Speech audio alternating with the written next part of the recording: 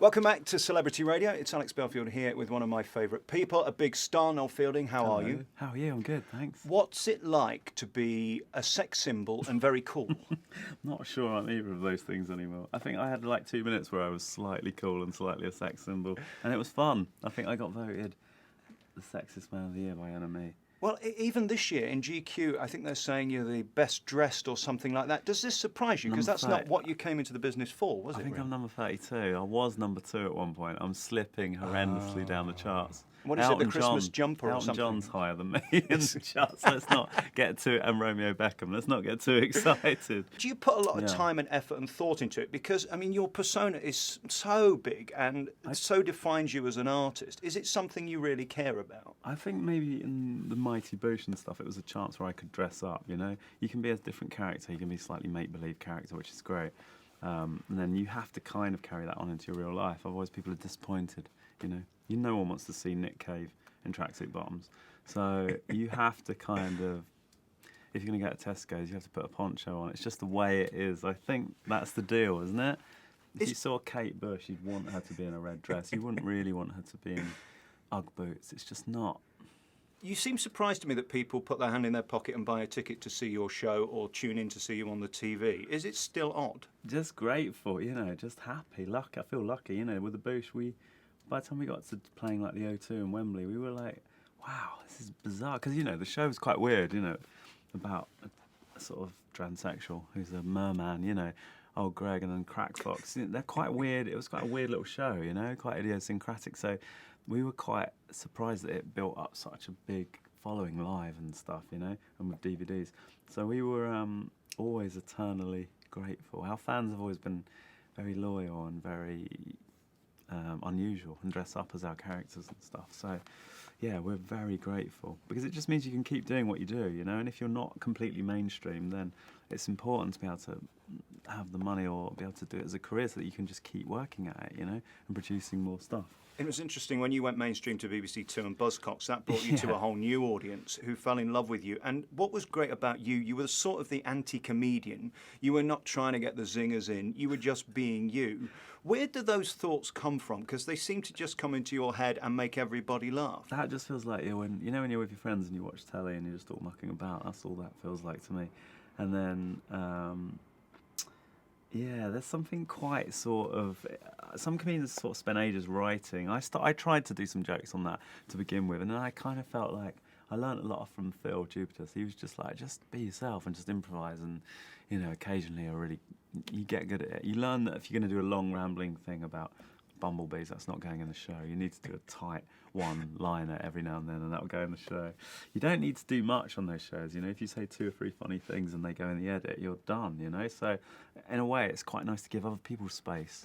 And I was always quite good at getting pop stars to come out of their shells a bit. Like Paloma Faith or whoever I was sitting with, Harry from Peace. I'm quite good at sort of, or Paul Foot. Giving the floor to someone else, and it's like a tea party, really. They're really good fun to do. So. But then they stick the anomaly guest in who is a bit strange and odd and not really necessarily aware of the programme. Do they always get you? Yeah. Have you had odd reactions before and after the show? Yeah, well, I always used to have to thaw everyone out. If there was anyone being a bit frosty who turned up, I'm like, what is this show? Big stars. I won't name any names, but if we had some big star from America who didn't know what the show was and was furious and was drinking a giant cup of coffee and had just got off a plane with jet lag, they'd go, no, quick, go in and go warm that guest up. And I'd spend an hour trying to get them into the spirit of the Buzzcocks. So, yeah, that became my role in the show. You've got the new tour starting next week and, of course, the live DVD, which is out as well. Yeah. What pressure is there on you to be funny now? Because having the first gig and selling it is great, and then you've got to come back with something that's even better. Well, I think live, the pressure is you just have to be funny live. There's no getting around it. You have to do a joke and they laugh, and then you do another joke and they laugh. And if they don't, you got to change that joke. Television is just, it's different because there's no one there. So it's a sort of... You have to have a blind faith, because if you don't work in front of an audience, then it's very difficult to know. But live, you find out pretty quickly if they're not laughing. But also, that's how me and Julian sort of learnt how to be comedians. We did 3 Edinburgh shows in a row, and we did a lot of live stuff, touring the Bush around the country, Australia and stuff. So before we ever did radio or TV, we'd done 5, 6, 7 years of live stuff. So we were very keen to get back to live after we'd done 2 TV shows, you know, because we knew that we'd learned a lot of stuff and that we were funnier in that environment. So I think maybe after the Boosh, I had 5 or 6 years of not doing any live stuff, and I really wanted to get back to it and do some stand-up as well, because I'd always done stand-up throughout, but I just wanted to give it another go, and I really enjoyed it, you know. It's sort of connecting with your audience as well, which you don't get to see them, you know, and they come dressed up and they get into it, and yeah, it's really good fun. I'm not mocking the afflicted because I have a terrible face, but you're relatively normal. Did this style of comedy find you, or how did it develop? Because it is odd and strange, and you sort of have to invest and immerse yourself in your world to get it. Yeah, well, all my favourite comedians are like that, you know, Harry Hill or Spike Milligan or Monty Python. It's a world that you go to and you learn the rules and then you enjoy it, or Flight of the Conchords. I'm not as interested in people telling me about my own life and me going, that's funny, because that's what I do. It's like, I don't mind that humour, but I'm not as bothered about that. I always wanted to be taken somewhere else, you know?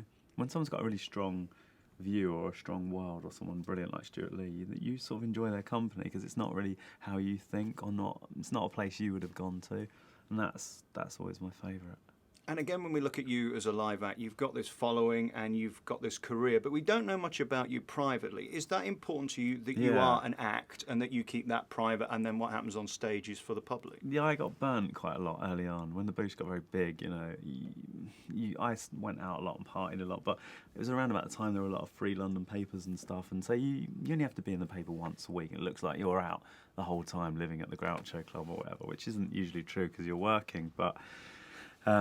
yeah, I got caught, you know, out partying a lot in Camden with various people and stuff. So I think maybe I always try to protect my family and whoever I'm going out with and my friends, because I just sort of feel like, I don't know, there's a line, you know, and I just think you don't want to give it away. You don't want to give yourself away. Are you happy now and settled? Yeah, much happier than I wasn't unhappy. I was having a really good time. I think everyone thought I was unhappy. What happens is you get famous and then you get invited to every party in London. You start hanging out with loads of interesting people, and it's really good fun. But then, you know, you can't. It's like it's your birthday every day. You can't do that forever, and that does get boring quite quickly, especially if you're a workaholic. I'm happiest when I'm working. I'm a workaholic. But yeah, I'm older now, and I'm not partying as much, and I'm enjoying it. And very finally, is the road sexy? You begin the tour next week. Will this be one big showbiz romp? No, I think maybe it's the peppermint tea tour. You know, it's take a good break. I think there'll be a little bit of partying. There always is, because you can't sleep after gigs anyway, because you're so full of adrenaline. But I won't be partying every night. I'm too old now. The hangovers hurt too much. And congratulations, you've just announced you're going to the US as well next year with An Evening with Noel Fielding. The DVD's out now, and you're back on tour from next week. Really nice to meet you. Thank you. Oh, really nice to meet you. Thank you. Cheers.